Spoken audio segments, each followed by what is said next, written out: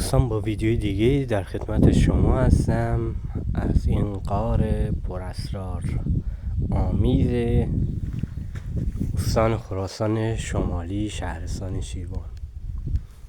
دوستان، اینجا کاملا تخریب شده. ما اینجا یه اتصالی داشتیم این قسمت که موتور سوارهای قدیمی اینجا شده بود پیستی براشون. یه قسمت باریکی بود که اینجا با موتور سرعت میگذشتن، جایی نبود که بیستن، فقط محل گذشت بود. سرعت اینجا میرفتن بور یا ادوبر میومدن میبر. کامل تخریب شده و ریخته. یه ورودی ما تو اون قسمت داشتیم، یه ورودی اونجا داشتیم، یک اون قسمت داریم، یه ورودی هم اینجا از بالا میومد پایین که کاملا تخریب شده. یه هواکش اینجا بود،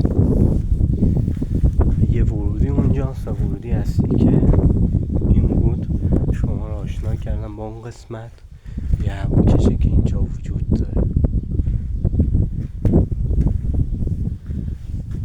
اینجا قبلا مکان بسیار زیبایی بود، درختایی در اون قسمت بودن، این قسمت بودن. آب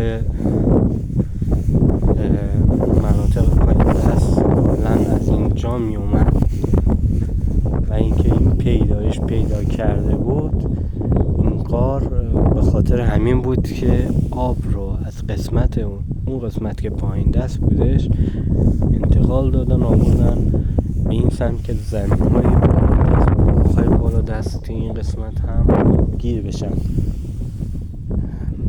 همین موضوع باعث شد که آب را از این قسمت انتقال بدن.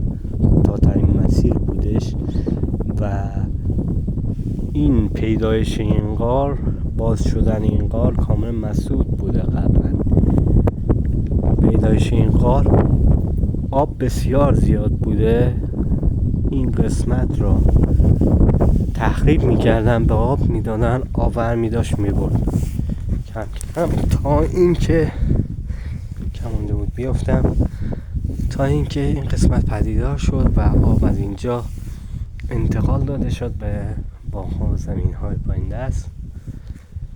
و این هدفم از بارگذاری این فیلم این است که اینجا بسیار پتانسیل این رو داشته قبلا که منطقه توریستی بسیار قشنگی بشه. و زمانی که آب از اینجا عبور میکرد اینجا کاملا مسطح بود، خیلی باصفا بود. اینجا مردم می اومدن می نشستن، آب و هوای بسیار خوبی داشت. کاملا تخریب شده.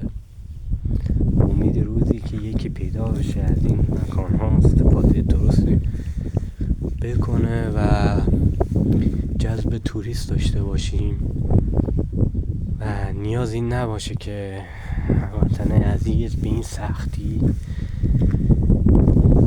زندگی کنن در این منطقه. این منطقه پتانسیل بسیار زیادی برای جذب توریست رو داره. شما رو به خدای بزرگ میسپارم. امیدوارم که همیشه شاد و سرحال باشید.